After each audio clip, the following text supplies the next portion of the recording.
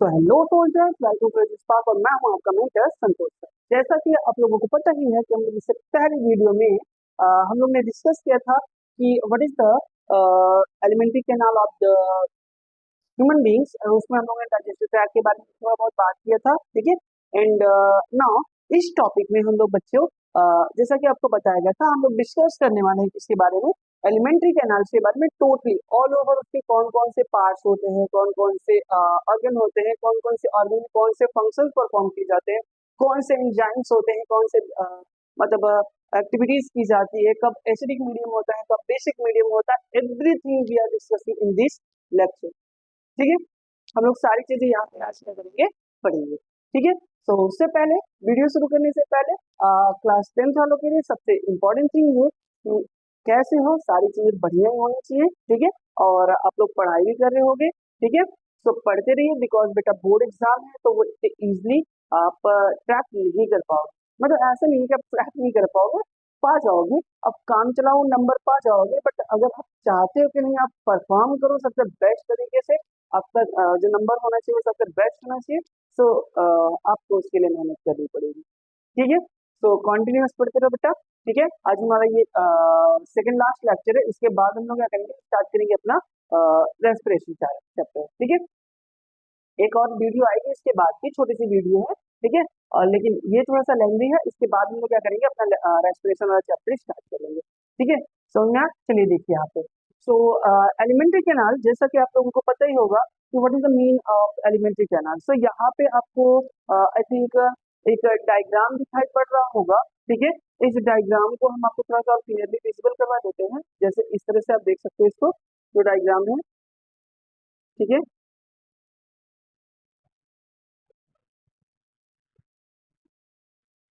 ये जो डायग्राम है, ठीक है, इसको हम थोड़ा सा एक्सप्लेन कर देते हैं, देन हम लोग हो सकता है फेस थोड़ा सा डार्क हो जाए बिकॉज लाइट थोड़ी सी कम की गई है, तो आप लोग थोड़ा सा एडजस्ट करिएगा, आप लोग डायग्राम पे ध्यान दीजिए, हमको मत देखिए, ठीक है। हम तो वैसे भी डार्क ही हैं, ठीक है। सो आप यहाँ पे ध्यान देंगे और इसको समझने की कोशिश करेंगे। फर्स्ट ऑफ ऑल, अगर हम लोग बात करें कहाँ से, माउथ से, एलिमेंट्री कैनाल का मतलब मैंने आपको बताया था बेटा, द डाइजेस्टिव ऑर्गन्स, मतलब जो भी आपके डाइजेस्टिव ऑर्गन्स होते हैं, ऑर्गन्स प्लस ग्लैंड्स, जो भी ग्लैंड्स होते हैं, इन सभी चीजों को अगर हम एक साथ में मिक्स कर देते हैं तो हम लोग कहते हैं कि इससे क्या बनता है, आपका डाइजेस्टिव क्या बनता है, मतलब सॉरी, एलिमेंट्री कैनाल का फॉर्मेशन होता है। Digestive organ plus digestive glands दोनों मिला करके किसका निर्माण होता है, एलिमेंट्री कैनाल्स का। तो यहाँ पे हम लोग सारी चीजों की बात करने वाले हैं, एलिमेंट्री कैनाल मतलब बोथ थिंग्स, हम लोग ऑर्गन्स की भी बात करेंगे, हम लोग ग्लैंड्स की भी बात करेंगे। चलो देखो यहाँ पे ध्यान से, फर्स्ट ऑफ ऑल जो पहला सबसे ऑर्गन होता है उसको हम लोग क्या कहते हैं, माउथ कहते हैं। माउथ जो होता है उसमें तीन चीजें होती है मेनली, एक होता है आपका टंग, टीथ एंड स्लाइवरी ग्लैंड, ठीक है। मतलब हम लोग कह सकते हैं जो टीथ होता है वहां से, या अगर हम लोग कहें कि जो आपका टंग होता है वो, और जो स्लाइवरी ग्लैंड्स होती है जो कि आपकी मेनली थ्री टाइप्स की होती है, वो हम लोग बात करेंगे अभी, ठीक है। इन सभी चीजों को हम लोग यहाँ पे देख रहे हैं, जैसे समझो, फर्स्ट ऑफ ऑल जब आप फूड को उठा करके माउथ में रखते हो तो माउथ में क्या होता है, आप टिप से उसको तोड़ते हो, ठीक है। एंड तोड़ने के बाद में अगर आप देखो थोड़ा सा, तो हम लोग कह सकते हैं कि टिप जो होता है वो उसको क्या करता है, क्रश करता है, एंड टंग जो होता है उसको पूरा मिक्स करता है, एंड साथ ही साथ उसमें कुछ वाटरी सब्सटेंस भी क्या होता है, मिक्स होता रहता है, जिसको हम लोग स्लाइवा कहते हैं, ठीक है। अब यहाँ पे हम लोग देखिए, सो माउथ के अंदर तीन टाइप के क्या होते हैं, स्लैबरी ग्लैंड प्रेजेंट होती है, जिसमें सबलिंगुअल होती हैं, जो कि यहाँ पे आपके आगे साइड पे यहाँ पे प्रेजेंट होती है, सबलिंगुअल ग्लैंड, ठीक है। और अगर हम लोग बात करें क्या, सब मैंडिबुलर जो होती है, तो सब मैंडिबुलर जो होती है वो आपके यहाँ नीचे यहाँ पे होती है, यहाँ पे प्रेजेंट, कुछ यहाँ होती है, दो यहाँ होती है, ठीक है। एंड एक जो होता है आपका पैरोटिड जो होता है, वो आपका कहा एकदम अपर साइड पे, मतलब यहाँ कान के पास में होता है, ठीक है। तो मतलब ये आपके सिक्स आपके क्या होते हैं, स्लैबरी ग्लैंड्स होती है, जो हम लोग एज अ पेयर में कहते हैं, थ्री पेयर, ठीक है, क्या होती है, हम स्लैबरी ग्लैंड्स प्रेजेंट होती है, ठीक। स्लैबरी ग्लैंड की जस्ट नीचे आप देखोगे तो एक जंक्शन पॉइंट होता है, जहां पर आपका विंड पाइप और आपका फूड पाइप दोनों क्या होते हैं, आपके मिलते हैं, उस जंक्शन को हम लोग क्या कहते हैं, फेरिंग्स कहते हैं, ठीक है। फेरिंग्स के ठीक नीचे क्या होता है, ओसोफेगस पाया जाता है, एक लंबी सी फूड पाइप होती है जिसके थ्रू फूड होता हुआ स्टमक तक जाता है, और इस फूड पाइप को हम लोग क्या कहते हैं, ओइसोफेगस कहते हैं। ठीक है, जो आपका ओइसोफेगस होता है ये फूड को लेकर कहाँ तक आता है, स्टमक तक आता है। ठीक है, स्टमक से हम लोग आगे चलेंगे तो स्टमक में भी दो रीजन होते हैं, ऊपर का जो रीजन होता है उसको हम लोग कार्डियक रीजन कहते हैं, जो नीचे का यहाँ पे जो रीजन होता है इसको हम लोग पैलोरिक रीजन कहते हैं। ठीक है, और जब यहाँ से फूड आगे बढ़ता है तो वो कहाँ आ जाता है, स्मॉल इंटेस्टाइन में आ जाता है। ठीक है, स्मॉल इंटेस्टाइन के तीन पार्ट होते हैं बेटा। पहला जो पार्ट होता है एज अ सी शेप एक पार्ट होता है, हम लोग यहाँ पे देख सकते हैं, जो as a C shape part होता है उसको हम लोग क्या कहते हैं, डॉर्डनम कहते हैं। ठीक है, यहाँ पे जो एक इस तरह से उल्टा यू शेप कह सकते हैं, या फिर एक छोटा सा पार्ट होता है जिसको हम लोग क्या कहते हैं, जेजुनम कहते हैं। एंड जो मोस्ट ऑफ कॉइलिंग पार्ट होता है उस पार्ट को हम लोग क्या कहते हैं बच्चा, इलियम कहते हैं। ठीक है, दैट्स व्हाई स्मॉल इंटेस्टाइन में कितने पार्ट्स होते हैं, तीन पार्ट होते हैं। यू जस्ट रिमेम्बर, मतलब आपको बस याद रखना है कि इन सभी पार्ट्स को क्या कहते हैं, क्या नाम हो सकता है पार्ट्स का। ठीक है, अभी हम लोग उसके बारे में जब पूरी डिटेल में क्या करेंगे, एक्सप्लेन करेंगे, तब आपको हो सकता है ये चीजें और अच्छे से समझ में आ जाए। ठीक है, जैसे देखो, अगर हम लोग यहीं पे ग्लैंड्स की बात करें तो ये हो गया आपका गाल ब्लैडर। ठीक है, जिसके अंदर बाइल जूस क्या होता है, स्टोर्ड होता है। ठीक है, गाल ब्लैडर के अंदर बाइल जूस स्टोर्ड होता है। बाइल का फॉर्मेशन कहाँ से होता है, तो लीवर से होता है। ठीक है, क्लियर। यहीं पे जस्ट नीचे आप यहाँ पे देख सकते हो, यहाँ पे पैंक्रियाज दिखाई पड़ रहा है। जो पैंक्रियाजिक डक्ट होता है, जो पैंक्रियाज होता है, वो अपना पैंक्रियाजिक ग्लैंड जो होती है वो अपना सिक्रीशन रिलीज करती है कहाँ पे, इनटू द स्मॉल इंटेस्टाइन यानी डॉर्डनम रीजन। ठीक है, आगे देखेंगे तो जो आपका मतलब लार्ज इंटेस्टाइन होता है, मतलब स्मॉल इंटेस्टाइन जाकर के कहा लार्ज इंटेस्टाइन में मिल जाती है।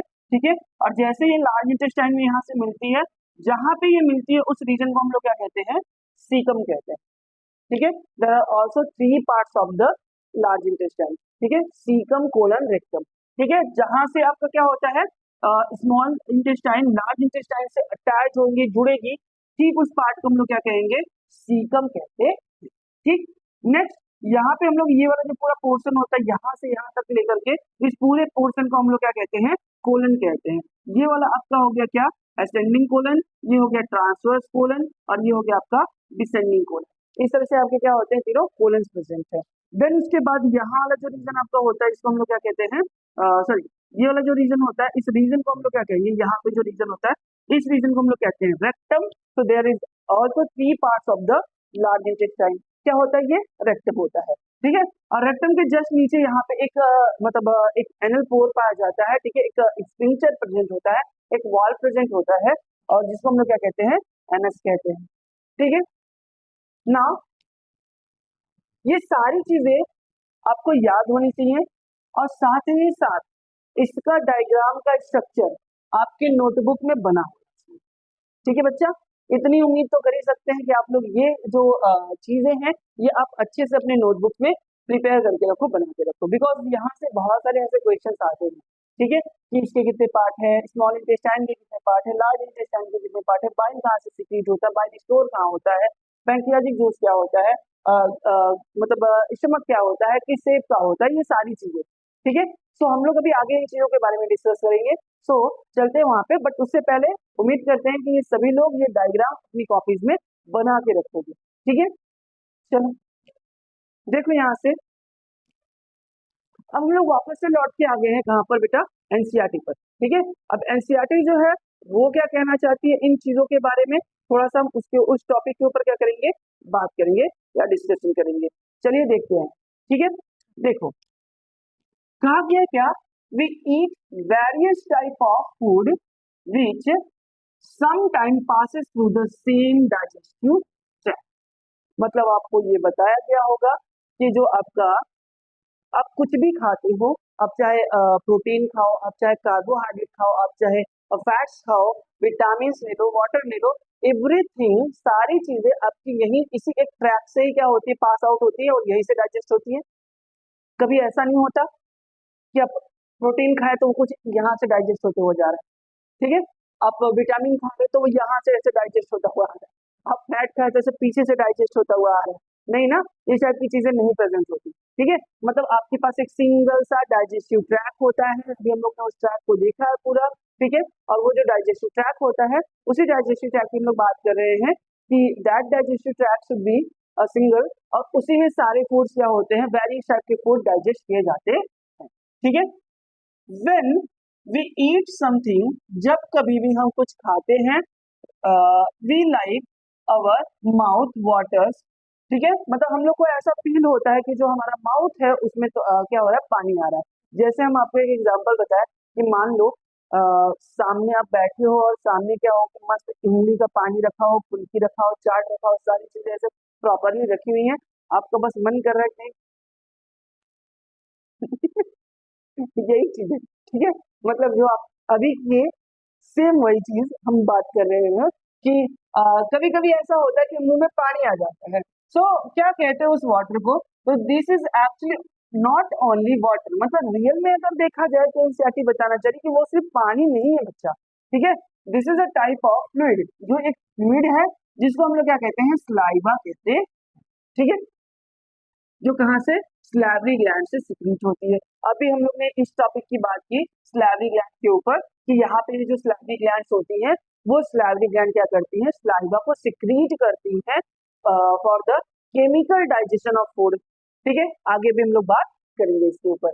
जैसे देखो आगे, another aspect of the food we ingest it, it is complex nature, मतलब जैसा कि आपको पहले से ही बताया गया है बच्चा कि ऑलवेज जो हम लोग फूड खाते हैं, फूड जो आप खाते हो वो ऑलवेज कैसा होता है, कॉम्प्लेक्स फॉर्म में होता है, ठीक है। वो सिंपल फॉर्म में होता है तो उसको डाइजेस्ट करने की जरूरत ही नहीं पड़ती, समझ में आ रहा है, मतलब अगर फूड पहले से डाइजेस्ट हो तो उसको दोबारा से डाइजेस्ट करने की जरूरत है नहीं है ना, फिर तो आप ऐसे सीधा सीधा उसको एब्जॉर्ब कर लो, एसिमिलेट कर लो, एनर्जी बना लो, बट ऐसा नहीं होता। हम लोग जो भी फूड खाते हैं वो सभी कैसे होते हैं, कॉम्प्लेक्स फॉर्म में होते हैं, दैट्स वाई उसको डाइजेस्ट करने की जरूरत पड़ती है। और हम लोग वही यहाँ पे देख रहे हैं, if it is to be observe from the alimentary canal, ठीक है, यदि आप चाहते हो कि वो क्या हो, एलिमेंट्री कैनाल से मतलब ऑब्जॉर्ब कर लिया जाए, यानी कि स्मॉल इंटेस्टाइन की जो वॉल होती है वो उसको क्या करे, एब्जॉर्ब कर ले, ठीक है। So it has to be broken into smaller molecule, तो उसको कैसे, वाटर सॉल्युबल यानी कि स्मॉलर, देखो स्मॉलर मॉलिक्यूल लिखा हुआ बच्चा, मतलब हम लोग ने बताया था किसमें, water soluble, water soluble molecule में क्या होना चाहिए, उसको टूट जाना चाहिए, ठीक है। इस वाटर सॉल्युबल मॉलिक्यूल में जब वो टूटेगा तभी जा करके वो उसको क्या किया जाएगा, एब्जॉर्ब किया जा सकता है, ठीक है। आगे देख लो, this is done which with the help of biological catalyst called enzymes, मतलब जो कि एक बायोलॉजिकल कैटलिस्ट, एक उत्प्रेरक जैसे सब्सटेंस से क्या होता है, पॉसिबल होता है, and that substance is called enzyme, ठीक है। उस सब्सटेंस हम लोग क्या कहते हैं, एंजाइम कहते हैं। उत्प्रेरक आप लोग जानते होंगे, कैटलिस्ट जानते होंगे, जो किसी भी रिएक्शन के रेट को बढ़ा दे या जो किसी भी रिएक्शन के रेट को घटा दे, उनको हम लोग क्या कहते हैं, उत्प्रेरक कहते हैं, ठीक है। सो यहाँ पे सेम थिंग बताई गई आपको बच्चा, कि कैटलिस्ट क्या है, एक तरह का एंजाइम है, मतलब एंजाइम जो होते हैं वो एक तरह के कैटलिस्ट होते हैं, और इन्हीं एंजाइम का यूज करके आप क्या करते हो, डिफरेंट टाइप्स के फूड को डाइजेस्ट कर पाते हो या उनको एकदम स्मॉलेस्ट स्मॉलेस्ट मॉलिक्यूल में तोड़ पाते हो, ठीक है, अंडरस्टैंड।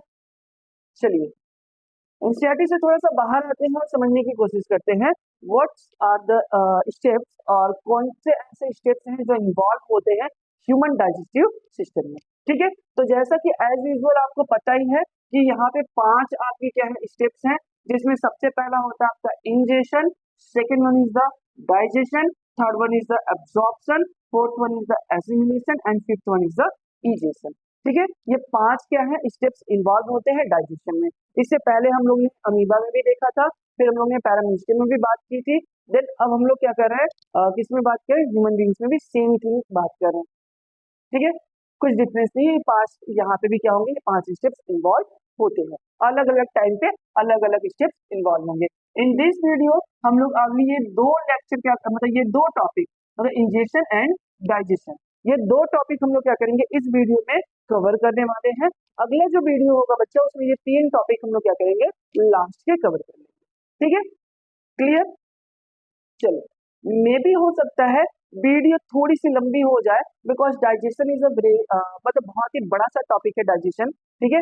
तो थोड़ा सा अगर वीडियो लंबी हो रही है तो बेटा भागने की कोशिश नहीं करना है, ठीक है, वीडियो स्किप नहीं करना है, ठीक है।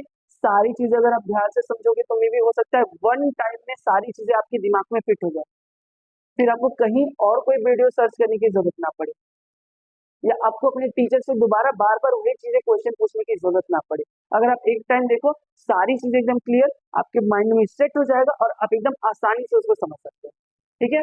सो बी पेशेंस, थोड़ा सा पेशेंस रखिए, धैर्य बनाए रखिए और लास्ट तक वीडियो को जरूर देखिए, ठीक है बच्चा। चलिए अच्छा, आप अच्छे बच्चे हो, अच्छे सोल्जर्स हो और हमको पता है कि आप ये कर सकते हो, ठीक है। Solve the best. चलिए देखिए, स्टार्ट करते हैं। First topic is the injection, ठीक है। पहला टॉपिक जो है यहाँ पे हमारा वो है injection. What is the injection, समझ लेते हैं पहले ना। देखो, सामने आपके खाना रखा हुआ है, आप ऐसे उसको देखते रहो खड़े होकर के और सोचो कि नहीं ये खाना हमारे मुंह में अपने आप आ जाए। क्या ऐसा हो सकता है? नहीं होगा। मतलब आप कितनी बार भी ये सोच लो कि ये खाना अपने आप मुंह में आ जाए या यहाँ से उड़ करके अपने आप मुंह में चला जाए, तो ये कभी नहीं हो सकता। आपको ऑलवेज क्या करना होगा, अपने हैंड का यूज करना होगा, खाने को इस तरह से तोड़ना होगा, मस्त यहाँ से रोटी तोड़ो, यहाँ से पनीर का टुकड़ा ले लो, यहाँ से थोड़ी सी चटनी लगा करके सैलेड के साथ में उठा के माउथ में रख लो, ठीक है। तो ये जो प्रोसेस है आपका, ठीक है, इसी प्रोसेस को मतलब अपने हैंड से जो उठा करके उसको माउथ तक रख दिया, पहुंचा दिया माउथ में, this process is called injection. बस इतना सा प्रोसेस, आप उठाओ माउथ में रख दिया, क्या हो गया बच्चा? इंजेक्शन हो गया। अंडरस्टैंड? क्लियर हो गया? कोई कंफ्यूजन नहीं होना चाहिए, ठीक है। चलो देखो, the human beings has a special organ for the injection of food. जैसा कि आप लोगों ने पैरामीशियम के बारे में पढ़ा, आप लोगों ने अमीबा के बारे में पढ़ा। एक अमीबा है, अमीबा के पास में अगर यहाँ फूड होगा तो वो यहीं से इसको इंजेस्ट कर लेगा, ठीक है। यहीं से अपने स्यूडोपोडियस का फॉर्मेशन करेगा बाहर साइड पे और यहीं से वो उसको क्या करेगा, इंजेस्ट करने की कोशिश करेगा। अगर फूड यहाँ होगा तो यहाँ से इंजेस्ट करने की कोशिश करेगा, यहाँ होगा तो यहाँ से इंजेक्शन करने की कोशिश करेगा। मतलब इसमें कोई प्रॉपर प्लेस नहीं दिया गया जहां से ये इंजेक्शन परफॉर्म कर सके, जस्ट लाइक द माउथ। जब पैरामीशियम की बात की, पैरामीशियम की बात की तो यहाँ पे कहा गया ओरल ग्रुप प्रेजेंट था। ओरल ग्रुप जो था एक स्पेशल पॉइंट था जहां पे क्या होता है, फूड यहीं से इंजेस्ट किया जाता है। सिमिलर टू द पैरामीशियम, हम लोग ये भी कह सकते हैं जो आपके ह्यूमन बींग्स होते हैं वहां पे भी एक स्पेशल ऑर्गन प्रेजेंट होता है for the injection, and that organ should be called mouth. क्या कहते हैं उसको हम लोग? माउथ कह सकते हैं, ठीक है बच्चा, कोई कंफ्यूजन नहीं है। चलो देखो आगे, the food is put into the mouth with the help of hand.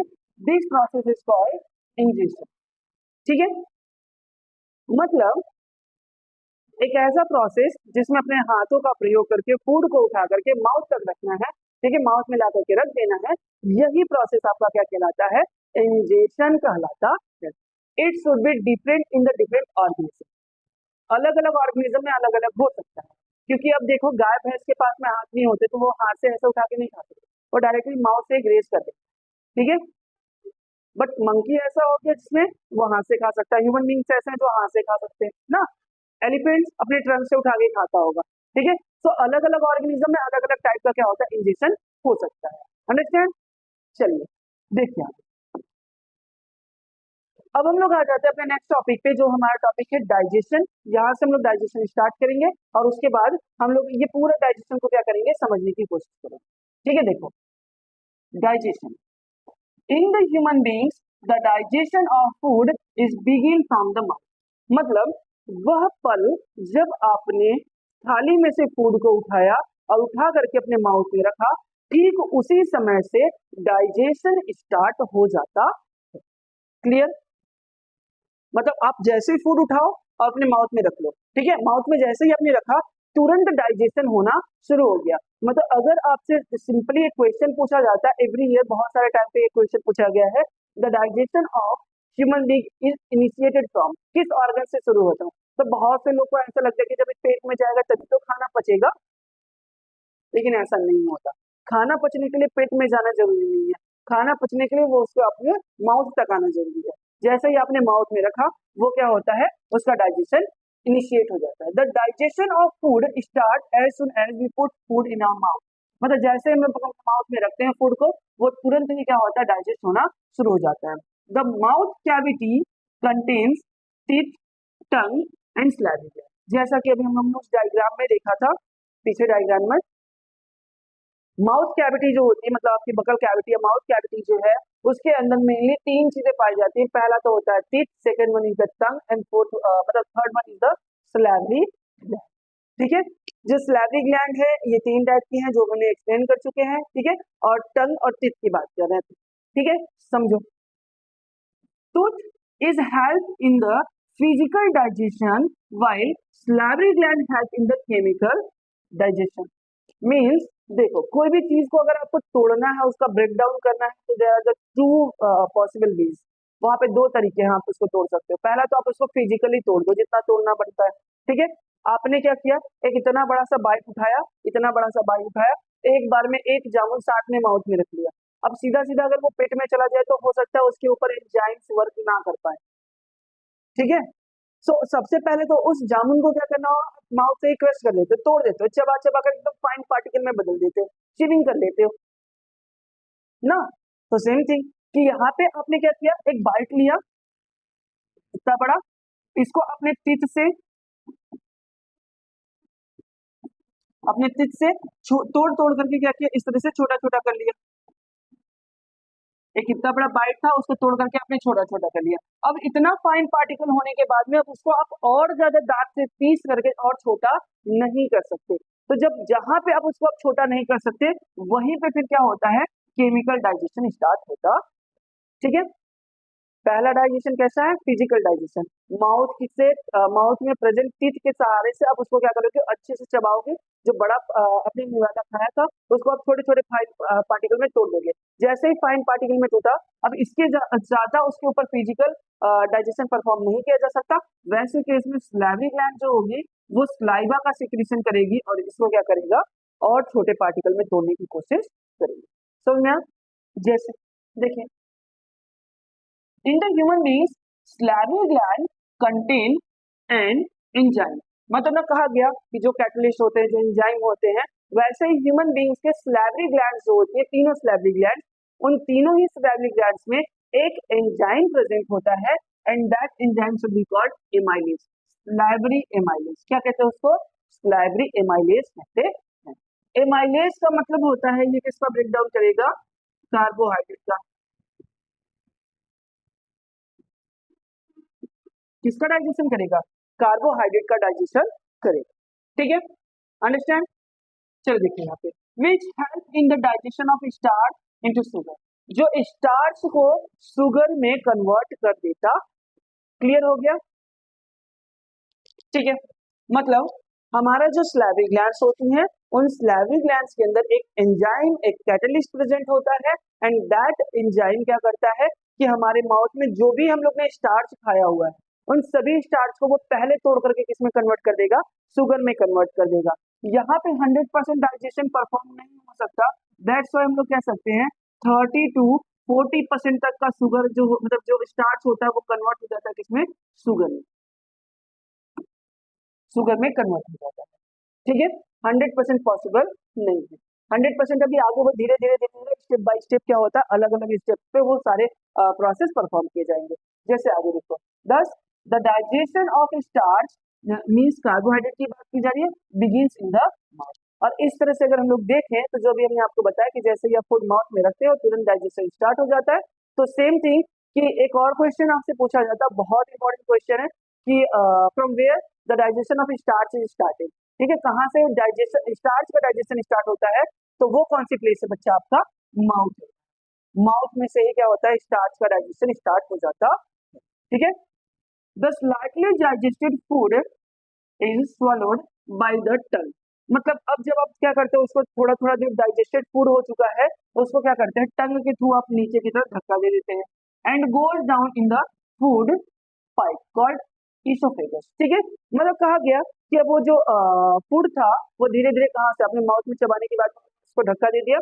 अब वो नीचे यहाँ पे एक long tube like structure present होता है, यहाँ पे उस लॉन्ग ट्यूब लाइक स्ट्रक्चर में वो क्या होता है, एंटर कर जाता है, जिसको हम लोग क्या कहते हैं, ओइसोफेगस कहते हैं।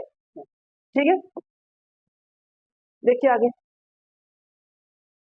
From the mouth the food is taken into the stomach. मतलब जैसे ही माउथ से, ठीक है, वो फूड को आप धक्का दोगे तो जो इसोफेगस होता है, इसोफेगस क्या करता है, उस फूड पाइप के थ्रू होता हुआ फूड कहाँ चला जाता है, स्टमक तक जाता है। बट उससे पहले देखो, थ्रू द फूड पाइप और इसोफेगस, जिसको हम लोग इसोफेगस कह रहे हैं, the lining of canal muscle, ठीक है, मतलब वो जो आपका लाइनिंग होता है, इस इसोफेगस की जो लाइनिंग होगी, अंदर की जो लाइनिंग होगी, उस लाइनिंग के अंदर कॉन्टिन्यूअस कॉन्ट्रिक्शन होता है, रिदमिकली कॉन्ट्रिक्शन। मतलब अगर हम कहें कि ये पाइप जो होती है, ये कॉन्टिन्यूअस ऐसे बाहर से दबती हुई अंदर की तरफ इस तरह से मूव करती है, मतलब ये हमको देखने में कुछ इस तरह से वेव लाइक स्ट्रक्चर प्रोड्यूस करती है, इस तरह का स्ट्रक्चर, जिसमें फूड पार्टिकल, जो एक बार फूड पार्टिकल जो इस तरह से अंदर आता है, तो कॉन्टिन्यूअसली इस तरह से फूड जब उसको धक्का दिया जाता है, तो ये फूड पार्टिकल यहाँ से कॉन्टिन्यूअसली इस तरह से नीचे की तरफ मूव करता रहता। अंडरस्टैंड? मतलब इस तरह से एक वेव नेचर से, मतलब एक वेव का फॉर्मेशन होता है इस तरह से, और इस तरह से फूड को धक्का दिया जाता है बार बार, ऐसे ऐसे धक्का दिया जाएगा, और फूड क्या करेगा, कॉन्टिन्यूअसली नीचे की तरफ मूव करता है। ठीक है, देखो यहाँ पे वही कहा गया, फॉरवर्ड, सॉरी, फॉरवर्ड, ठीक है, जो कि फूड को आगे की तरफ धक्का देता है। These peristaltic movement occur all along the gut, मतलब कहा गया कि वो जो रिदमिकली मूवमेंट होता है इस तरह से, जो भी हमने आपको मूवमेंट बता रहे हैं, वो मूवमेंट को हम लोग क्या कहते हैं, एक नाम देते हैं, पेरिस्टेटिक मूवमेंट कहते हैं। ठीक है, क्या कहते हैं उसको, पेरिस्टेटिक मूवमेंट कहते हैं। अंडरस्टैंड? याद रखना, ये भी बहुत इंपॉर्टेंट है, आईएमपी, ये भी। What is the peristaltic movement, peristaltic movement यहाँ पे बताया गया कि पेरिस्टेटिक मूवमेंट क्या होता है। ठीक है, और ये पूरे गट में होता है, मतलब पूरे एलिमेंट्री कैनाल जहाँ तक भी वो फूड पाइप आगे मूव करते रहेंगे, वो हर जगह पे उस तरह से क्या होता है, कॉन्स्ट्रिक्शन वाला रिदमिकली मूवमेंट होता रहता है, और इस पूरे मूवमेंट को हम लोग पेरिस्टेटिक मूवमेंट कहते हैं। ठीक है, the muscular wall of the stomach help in the mixing of food थ्रूली with more digestive, मतलब कहा गया कि अब जैसे ही फूड कहाँ एंटर करता है, स्टमक में एंटर करता है, तो वहां पे स्टमक की जो वॉल होती है उसके अंदर बहुत सारा डाइजेस्टिव एंजाइम्स होते हैं, ठीक है, जो कि धीरे धीरे क्या होते हैं, उसमें मिक्स होने लगते हैं। ठीक है, बात करते हैं हम लोग कि क्या होता है, स्टमक कैसा होता है। तो यहाँ पे आई थिंक स्क्रीन पे आप लोगों को चीजें दिखाई पड़ रही होगी। जो आपका स्टमक होता है, ये बेसिकली तीन वॉल से मिलकर के बना होता है, जो यहाँ पे आपको तीनों वॉल इस तरह से दिखाई पड़ रही होंगी। ठीक है, इन तीनों वॉल के अंदर यहाँ पर कुछ गैस्ट्रिक ग्लैंड्स पाई जाती हैं। रियल में अगर देखा जाए तो ये आपके ग्लैंडुलर जो ग्लैंड्स टिश्यूज होते थे, जो आपके स्क्वैमस एपिथेलियल के एक तरह से पार्ट है, ग्लैंडुलर टिश्यूज, उसी टाइप की सेल्स यहाँ पे प्रेजेंट होती है, जिनको हम लोग क्या कह रहे हैं, गैस्ट्रिक ग्लैंड्स कह रहे हैं।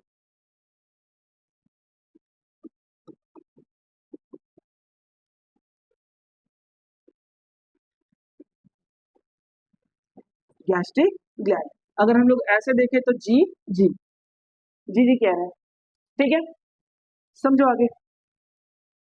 देखो, stomach is a J shape structure, stomach को अगर हम लोग नॉर्मली देखें तो ये आपको जे शेप स्ट्रक्चर कुछ इस तरह का दिखाई पड़ता होगा। ठीक है, यहाँ से देखो, ये एक जे शेप का स्ट्रक्चर है इस तरह से। ठीक है, organ present on the left side of the abdomen, मतलब आपका जो एब्डोमेन कैविटी होता है, एब्डोमेन कैविटी के कुछ लेफ्ट साइड में, मतलब यहाँ पे अगर हम देखें तो इस तरह से कुछ यहाँ पे आपका स्टमक प्रेजेंट होता, थोड़ा सा स्लाइट लोअर साइड पे है। ठीक है, the food is further digest into the stomach and stored here about 3 to 4 hours, मतलब कहा गया कि अब इसके बाद, मतलब माउथ में डाइजेशन होने के बाद में जो अगला प्रोसेस है, जो अगला स्पेस है जहाँ पे फूड का डाइजेशन परफॉर्म किया जाएगा, वो क्या होगा, आपका स्टमक होता है।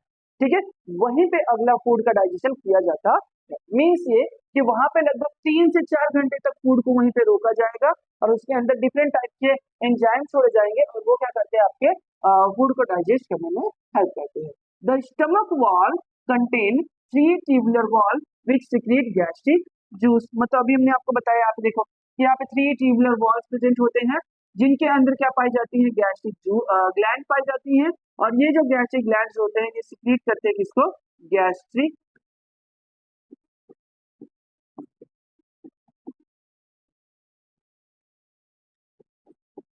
गैस्ट्रिक जूस का सिक्रेशन करते हैं।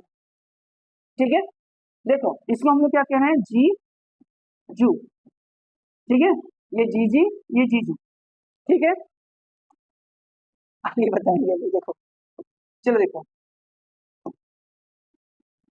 इन द डाइजेशन, ठीक है, sorry, the digestion in stomach is taken care by the gastric glands present in the wall of stomach. अभी जैसा कि इस डायग्राम में बताया गया कि ये जो वॉल होती है, इन वॉल के अंदर ही क्या पाए जाते हैं, गैस्ट्रिक ग्लैंड पाए जाते हैं। और सेम थिंग यहाँ पे एनसीईआरटी भी कहना चाह रही है कि गैस्ट्रिक ग्लैंड जो आपके स्टमक के वॉल के अंदर पाए जाते हैं, वही क्या करते हैं, डाइजेशन को परफॉर्म करवाते हैं कहाँ पर, स्टमक के अंदर, ठीक है। दीज रिलीज हाइड्रोक्लोरिक एसिड, मतलब इसमें तीन टाइप की चीजें प्रेजेंट होती है। पहला तो हाइड्रोक्लोरिक एसिड हो गया, second one is the protein, या second one is the protein digested enzyme that is pepsin, ठीक है। और थर्ड वन जो होता है वो आपका क्या होता है, इस तरह से म्यूकस। ये तीन मेन चीजें होती हैं जो एक तरह से कहाँ पे, स्टमक के अंदर जो गैस्ट्रिक जूस होता है उसके अंदर ये रिलीज की जाती है। क्या क्या, हाइड्रोक्लोरिक एसिड, पेप्सिन जो कि प्रोटीन को डाइजेस्ट करता है, एंड देन म्यूकस, ठीक है। ये तीन चीजें यहाँ पे क्या की जाएंगी, सिक्रीट की जाएंगी, ठीक है। और इन तीनों को कंबाइनली हम लोग क्या कहते हैं, इन तीनों को कॉमन रूप से अगर हम लोग देखें तो हम लोग इसका एक नाम लेते हैं, और क्या कहते हैं इसको, गैस्ट्रिक जूस कहते हैं, ठीक है, जीजू वाला जूस ना। The hydrochloric acid create an acidic medium which facilitate the action of enzyme pepsin।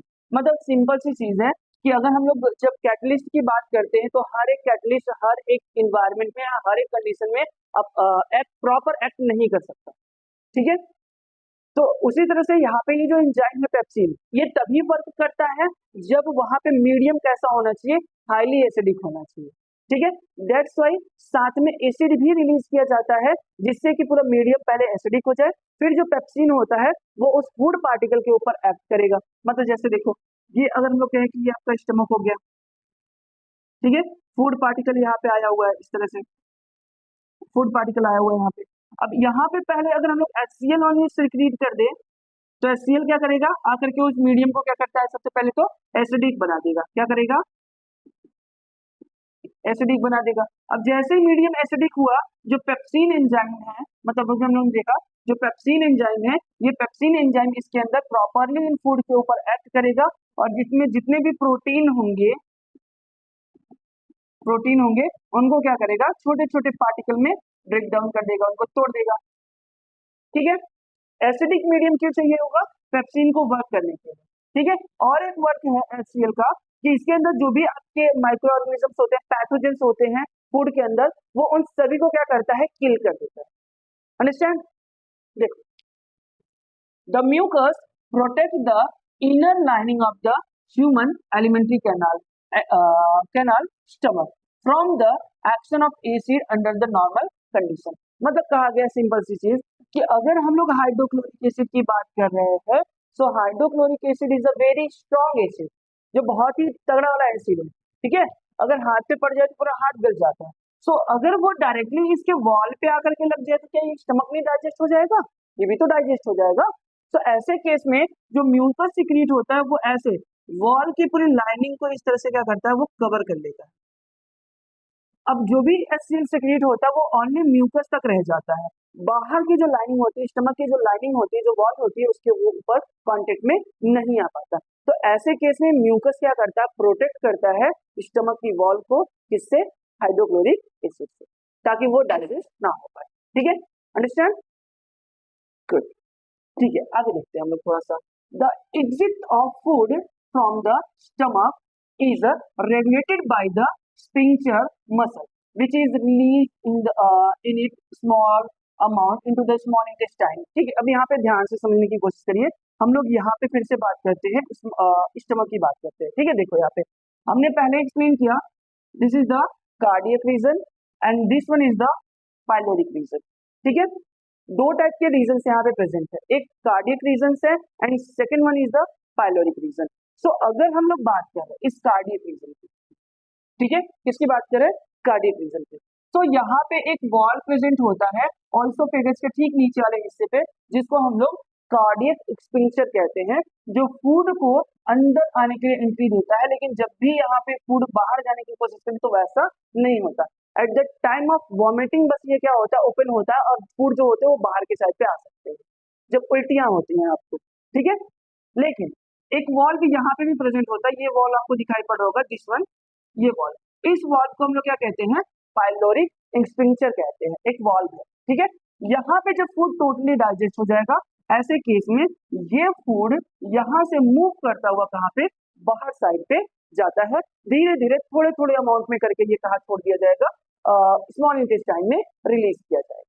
Understand, clear हो गई ये चीजें, ठीक है। सो अगर यहाँ तक चीजें क्लियर हो गई है तो अब हम लोग आ जाते हैं अपना नेक्स्ट टॉपिक जो होता है स्मॉल इंटेस्टाइन, इसके ऊपर, ठीक है।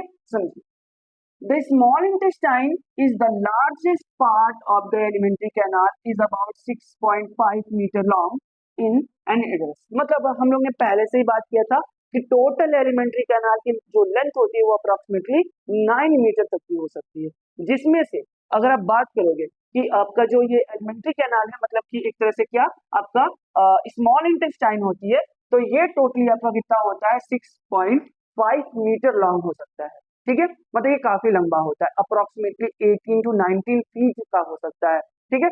क्यों होता है, कैसे होता है, आगे हम लोग बात करेंगे इस टॉपिक पे, ठीक है। यहाँ पे समझो, it is divided into 3 parts, जैसा कि आपको पहले से हमने बता रखा हुआ है कि सी शेप स्ट्रक्चर होता है, किस तरह से स्ट्रक्चर होता है, कि हाईली कॉइल्ड स्ट्रक्चर होता है, ठीक है। तो जो सी शेप स्ट्रक्चर होता है उसको हम लोग क्या कह रहे थे, डोडेनम कह रहे थे। जो इस तरह का स्ट्रक्चर होता है उसको हम लोग क्या कह रहे थे, जेजुनम कह रहे थे। जो हाईली कॉइल्ड स्ट्रक्चर होता है इस तरह से उसको हम लोग क्या कह रहे थे, इलियम कह रहे थे। अगर आप ध्यान से समझोगे तो जो डाइजेशन होता है वो डाइजेशन आपका इस जेजुनम रीजन तक क्या होता है, कंप्लीट हो जाता है। जेजुनम रीजन तक आते आते टोटल डाइजेशन क्या होता है बच्चा, कंप्लीट हो जाता है। मतलब इसके बाद वहां पे आगे डाइजेशन नहीं होता। अंडरस्टैंड, क्लियर हो गया। उसके बाद एब्जॉर्प्शन स्टार्ट हो जाता है, डाइजेशन खत्म हो जाता है ना। सो देखो यहाँ पे अब समझो, this is the structure of small intestine, और सभी के कॉपी में ये स्ट्रक्चर्स और वो इससे पहले जो स्टमक वाला स्ट्रक्चर है, ये सारे स्ट्रक्चर्स हेडिंग वाइज सारी चीजों को प्रॉपरली नोट करते हुए बना होना चाहिए, ठीक है। अगर आप नोट्स यहाँ से बना रहे हो तो ये प्रॉपर नोट्स बनाओ बच्चे, जो आपको हर जगह काम दे, ना ही सिर्फ क्लास 10th में बल्कि आपको इससे आगे क्लास 11th में भी ये नोट्स होंगे, वो बहुत ही यूजफुल होंगे, ठीक है। सो देखो, this is the duodenum, this one jejunum and this one ileum. So यहाँ तक आते आते ये पूरे रीजन में, ये पूरे रीजन में डाइजेशन कंप्लीट हो जाता है। इसके बाद ओनली ओनली अब्जॉर्प्शन कंप्लीट होता है, ठीक है। अब्जॉर्प्शन परफॉर्म किया जाता है ना। देखो अब यहाँ पे ध्यान से समझो, the small intestine is the site of the complete digestion of carbohydrates, proteins and fats. Simple सी चीज है कि स्मॉल इंटेस्टाइन एक ऐसी प्लेस होती है जिसमें डाइजेशन कार्बोहाइड्रेट का, प्रोटीन का एंड फैट का, तीनों चीजों का डाइजेशन कंप्लीट हो जाता है। इसके बाद कोई भी ऐसा टॉपिक नहीं बचता है जिसका डाइजेशन आगे किया जाए। मतलब डाइजेशन ऑल ओवर क्या होता है, कंप्लीट हो जाता है। अप्रोक्सीमेटली 90 to 95% तक डाइजेशन कंप्लीट हो जाता है, ठीक है। It receive the secretion of liver and pancreas for this purpose. और पूरे डाइजेशन को कंप्लीट करने के लिए बच्चा दो तरह की ग्लैंड अभी भी बची हुई है, एक liver and second one is the pancreas. उन दोनों ही ग्लैंड की सिक्रीशन यहाँ पे सिक्रीट किए जाते हैं, एंड उसके बाद देखा जाता है कि जो डाइजेशन होता है वो क्या होता है, 90 to 95% तक क्या होता है आपका, कंप्लीट हो जाता है, ठीक है। The food coming from the stomach is acidic. मतलब अभी आपने देखा यहाँ पर, ये पीछे हम लोग ने देखा यहाँ पर कि जो फूड स्टमक में है वो उसका मीडियम कैसा है, एसिडिक मीडियम है। अगर ये फूड आगे जा रहा है इस स्पिंक्चर से होता हुआ, मतलब इस वाल्व से होता है, ये वो आगे जाएगा तो मीडियम तो अभी भी एसिडिक होगा, होगा ना, ठीक है। अगर अभी भी मीडियम एसिडिक है तो ऐसे कंडीशन में होगा क्या, ठीक है, and has to be made alkaline for the pancreatic enzyme to act। मतलब अब देखो, हमने अभी आपको एक टर्म, एक वाक्य बोला था कि हर एक एंजाइम या हर एक कैटलिस्ट जो होते हैं वो हर कंडीशन में प्रॉपर वर्क नहीं कर पाते। तो पेप्सिन जो था वो एसिडिक मीडियम में बढ़िया परफॉर्म कर रहा था, बट अगर हम लोग पैंक्रियाटिक जूस की बात करें तो पैंक्रियाटिक जूस जो होते हैं वो ज्यादातर एक्ट करते हैं किसमें, बहुत अच्छे से, तो वो एल्कलाइन मीडियम में। मतलब जब बेसिक मीडियम होता है, एल्कलाइन मीडियम होता है, तो उसमें बहुत बढ़िया से परफॉर्म करते हैं। तो सबसे पहले तो हम लोग को मीडियम ही चेंज करना होगा ताकि पैंक्रियाटिक जूस क्या कर सके, अपना एक्ट कर सके। ठीक है, तो देखो fats are present in the intestine in the form of large globules. मतलब अभी भी कार्बोहाइड्रेट का डाइजेशन माउथ में, ठीक है, प्रोटीन का डाइजेशन स्टमक में। अभी जो भी दो चीजें हम लोग ने पढ़ी है। फैट की बात कोई नहीं की गई है, लेकिन फैट जो होते हैं उनको हम लोग इतना तोड़ देते हैं इस तरह से माउथ में फिजिकल डाइजेशन के थ्रू कि वो ना छोटे छोटे ग्लोब्यूल्स के फॉर्म में, मतलब कुछ इस तरह से पार्टिकल्स के फॉर्म में क्या होते हैं, बिग ग्लोब्यूल्स के फॉर्म में पड़े होते हैं। ठीक है, अब इन बड़े ग्लोब्यूल्स के ऊपर जो स्मॉल मतलब जो एंजाइम्स होते हैं ये प्रॉपरली एक्ट नहीं कर पाते। ठीक है, बड़े ग्लोब्यूल्स के ऊपर जो होंगे, फैट ग्लोब्यूल्स होंगे, उनके ऊपर एंजाइम एक्ट नहीं कर पाते, उनको फर्दर वो तोड़ नहीं पाते। तो ऐसे कंडीशन में एक अदर थिंग की रिक्वायरमेंट पड़ती है, and that is the bile juice. Bile juice आएगा, दो काम करेगा। ठीक है, कौन से दो काम? पहला काम तो वो क्या करता है कि जो एसिडिक मीडियम था उसको क्या करेगा, बेसिक कर देगा। क्लियर? ठीक है, सेकेंड वर्क क्या करेगा वो कि जो आपका मतलब फैट ग्लोब्यूल्स प्रेजेंट है, ठीक है, बाइल के अंदर सॉल्ट प्रेजेंट है, इंटेस्टाइन में फ्लैट ग्लोब्यूल्स है। ठीक है, जो आपका फैट ग्लोब्यूल्स है ये आपके कहाँ है, स्मॉल इंटेस्टाइन में है, जबकि बाइल जूस के अंदर क्या प्रेजेंट है, आपका सॉल्ट प्रेजेंट होता है। तो ये सॉल्ट क्या करता है, इन ग्लोब्यूल्स को तोड़ करके छोटे छोटे ग्लोब्यूल्स में कन्वर्ट कर देता है इस तरह से। ठीक है, इस तरह से इनको क्या करेगा, स्मॉलर पार्टिकल में कन्वर्ट कर देगा। देखो यहाँ पे the bile salt break them down into the smaller globules. मतलब वही जो हमने अभी आपको बताया कि बड़े ग्लोब्यूल्स होते हैं और बाइल को कन्वर्ट करेगा किसमें, आपका स्मॉलर ग्लोब्यूल्स में, increasing the efficiency of enzyme action, ताकि उसके ऊपर अब एंजाइम क्या कर सके, वर्क कर सकते। अंडरस्टैंड? जब वो कन्वर्ट हो जाएंगे छोटे पार्टिकल में तब एंजाइम आसानी से उसके ऊपर वर्क कर सकता है। जैसे हमने अभी बताया था कि जामुन आप निगल लो, एंजाइम वर्क नहीं करेगा। आप उसको चबा करके खाओगे, थोड़े छोटे पार्टिकल में होंगे तो एंजाइम उसके ऊपर वर्क करेगा। ठीक है, चलो देखो, this is the structure of liver. यहाँ पे अगर आप देखोगे तो यहाँ पे एक येलो कलर का ये आपको स्ट्रक्चर दिखाई पड़ रहा है, इसको हम लोग कहते हैं गाल ब्लैडर। क्या कहते हैं बच्चा इसको?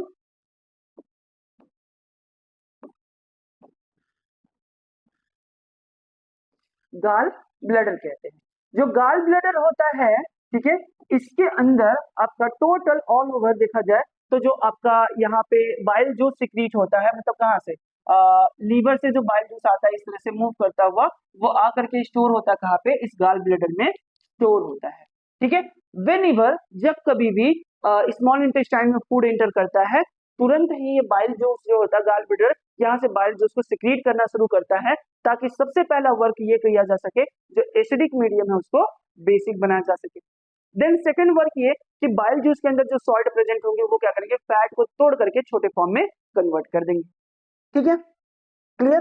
डायग्राम बुक में होना चाहिए, नोटबुक में। ठीक है, समझ में आ रहा है ना? होना चाहिए। अपने आप से ईमानदारी बरतनी है। हमसे बेईमानी करोगे चलेगा, बट अगर अपने आप से बेईमानी करोगे बेटा तो वो कुछ कभी नहीं चलेगा, फिर तो आप कुछ ऑब्टेन नहीं कर पाओगे, कुछ अचीव नहीं कर पाओगे। तो कम से कम अपने प्रति ईमानदार रहिए। ठीक है, आपको पता है कि एग्जाम्स में आने वाले हैं और एग्जाम्स के लिए इंपॉर्टेंट हो सकते हैं, तो आपको ये डायग्राम बनाना है। ठीक है, ओके, चल देखो।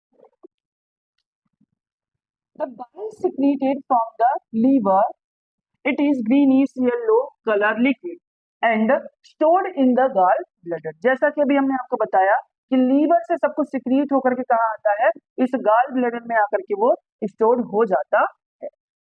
The pancreatic sorry the pancreas secrete pancreatic juice which contain enzymes like, मतलब अब जो पैंक्रियाज होता है वो क्या करता है, पैंक्रियाजिक जूस सिक्रीट करता है, जिसमें क्या होता है, ट्रिप्सिन पाया जाता है, जिसमें क्या होता है, और अगर हम लोग देखें तो इसमें प्रेजेंट होता है क्या, लाइपेज होता है। ठीक है, और अगर हम लोग बात करें इसमें और क्या होता है, तो और हम लोग कह सकते हैं इसमें होता है आपका क्या, हाँ, इसमें लाइपेज हो गया, ट्रिप्सिन हो गया, एमाइलेज भी होता है। वहां पे हम लोग ने बात किया था स्लैवरी एमाइलेज की, यहाँ पे हम लोग बात करेंगे पैंक्रियाजिक एमाइलेज की। ठीक है, ये भी प्रेजेंट होता है, एनसीईआरटी में ये चीजें नहीं थी ना, वो हमने वहां पे लिख दिया। चलिए देखिए यहाँ पे जो आपका पैंक्रियाज होता है वो सिक्रीट करता है किसको, पैंक्रियाजिक जूस को। पैंक्रियाजिक जूस में तीन चीजें होती हैं, जिसमें मेनली क्या होता है, ट्रिप्सिन पाया जाता है, लाइपेज पाया जाता है, एमाइलेज पाया जाता है, पैंक्रियाजिक एमाइलेज। जो आपका ट्रिप्सिन होता है वो किसको करता है, प्रोटीन को डाइजेस्ट कर देता है, जो लाइपेज होता है ये ब्रेक डाउन कर देता है या इमल्सिफाइड करता है किसको, फैट को। इमल्सिफाइड मतलब कि फैट को तोड़ तोड़ करके एकदम स्मॉलेस्ट पार्टिकल, यानी कि उसको एकदम टोटली डाइजेस्ट कर देना, ठीक है, इमल्सिफिकेशन कहलाता है ना। तो यहाँ पे वही कहा गया कि फैट को टोटली डाइजेस्ट करके उसका इमल्सिफिकेशन कर दिया जाता है और उसको एकदम छोटे फाइन पार्टिकल में, वाटर सॉल्युबल पार्टिकल में क्या किया जाता है, तोड़ दिया जाता है। देन एमाइलेज क्या करता है, तो एमाइलेज फिर से एक्ट करता है किसके ऊपर, कार्बोहाइड्रेट के ऊपर। कार्बोहाइड्रेट के ऊपर दोबारा से ये एक्ट करेगा, ठीक है। अब जैसे वो दोबारा से ऐड करेगा तो जो भी आपकी हमने बोला था 30 to 35% जो वहां पे डाइजेस्ट हुए थे, अब यहाँ पे लगभग 90 to 95% जो भी चीजें हैं सबको क्या किया जाएगा, एकदम तोड़ ताड़ दिया जाए, ठीक है, मतलब एकदम तोड़ ताड़ के भूरभूर कर दिया जाए, एकदम छोटा छोटा, ठीक। देखो, the enzymes present in the finally convert the protein into amino acid। यहाँ पे इसको ध्यान से समझने वाली बात है, नोट करते हुए चलेगा। एमाइनो एसिड में कन्वर्ट होते हैं, एमाइनो एसिड में, ठीक है।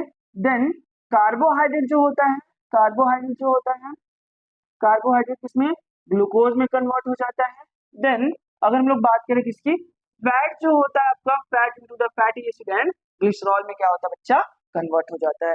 This is the water soluble molecule, glucose, fatty acid, glycerol and amino acid, ये ऐसे मॉलिक्यूल हैं जो वाटर सॉल्युबल मॉलिक्यूल हैं, इनको आसानी से स्मॉल इंटेस्टाइन की वॉल से एब्जॉर्ब किया जा सकता है, ठीक है। सो इस तरह से हम लोग ने पूरा डाइजेशन का जो प्रोसेस था वो हम लोग ने एक तरह से एक्सप्लेन कर लिया है।